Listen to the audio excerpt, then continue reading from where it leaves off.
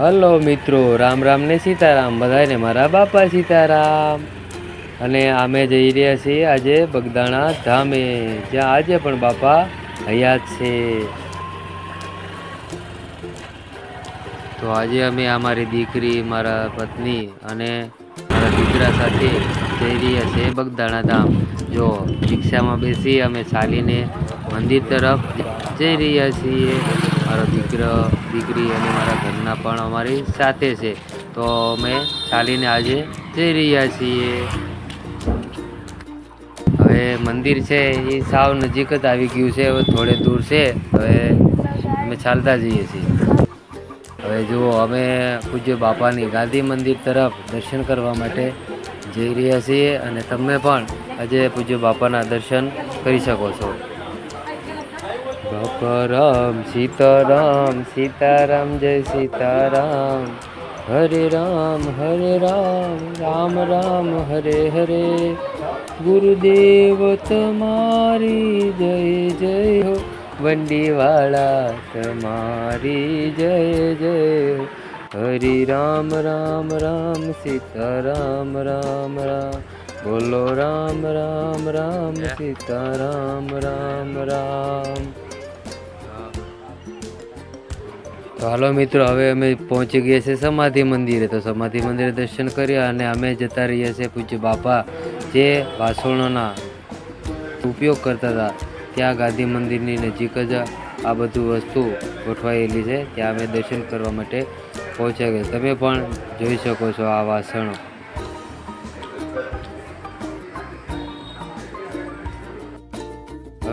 હવે અમે પહોંચી ગયા છે બાપા જ્યાં ધ્યાન ધરતા હતા, તે વડલા નીચે। આપણે વડલા વિશે પણ ઘણા ગીતો સાંભળ્યા છે કે બાપા સીતારામે વડલો રોપ્યો રે, અને આ છે બાપાનું જે મુખ્ય મંદિર, નવનિર્માણ મંદિર। તમે જોઈ શકો છો કે આજે પણ જ્યાં સનાતનની ધર્મ ધજાઓ લહેરાઈ રહી છે।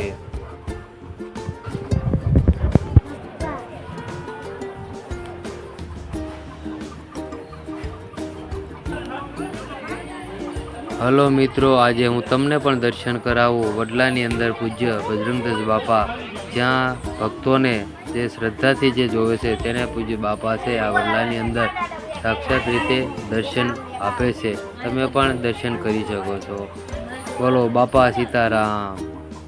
હવે આપણે જઈ રહ્યા છીએ જે મંદિર, નવનિર્માણ મંદિર છે પૂજ્ય બાપાનું, ત્યાં અંદર જઈને આપણે સૌ બાપાના દર્શન કરીશું। તો હાલો મિત્રો, તમે પણ દર્શન કરવા માટે।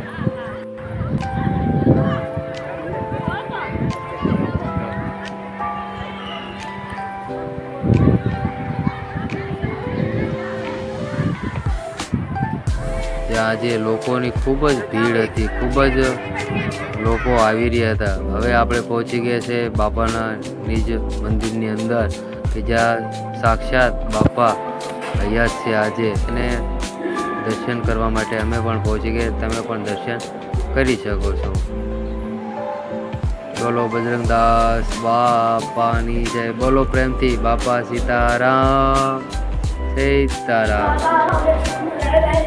હવે અમે જઈ રહ્યા છીએ કે જ્યાં રામ લક્ષ્મણ જાનકી સાક્ષાત બિરાજમાન છે, તેના પણ દર્શન તમને હું આજે કરાવું, કે જ્યાં મોટી મોટી મૂર્તિ બાપાએ બિરાજમાન કરેલી છે, કે જો તમે પણ આજે હવે દર્શન કરી શકો છો। જો આપણે પહોંચી ગયા છે મંદિરની નજીક જ તે, જો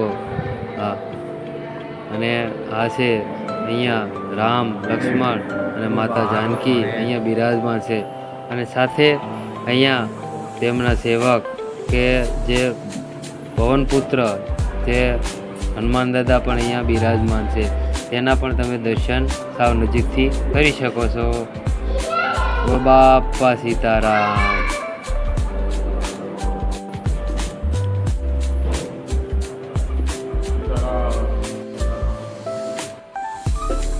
અમે મારી ફેમિલીમાં બધા દર્શન માટે અહીંયા પહોંચી ગયા છીએ।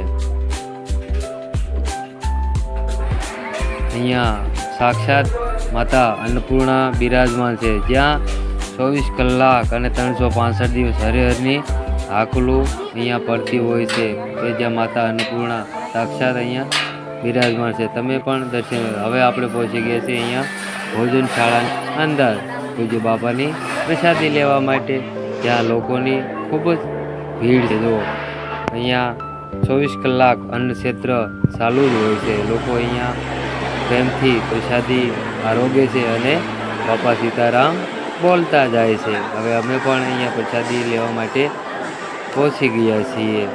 અહીંયા જો બહેનો પણ અહીંયા પ્રસાદી લઈ રહ્યા છીએ અને અમે હવે પ્રસાદી માટે બેસી જઈશું. હવે જો થાળી આવી ગઈ છે, પ્રસાદ પણ અહીંયા આવી રહ્યો છે અને પ્રસાદ પીરસતા પણ લોકોની અંદર અહીંયા સેવા કરતા ભાઈઓ પ્રેમથી બાપા સીતારામ બોલતા જાય છે અને આનંદ માણતા જાય છે. તો અમારી થાળીમાં પ્રસાદ આવી ગયો છે. આ પ્રસાદ છે પૂજ્ય બજરંગદાસ બાપાનો. તો બોલો બાપા સીતારામ. હવે અમે પ્રસાદ લીધા પછી અહીંયા જે પ્રસાદીમાં છા આપી રહ્યા છે ભાઈઓ, સેવાભાવી ભાઈઓ. તો લોકો પ્રેમથી અહીંયા છા પણ લે છે અહીંયા.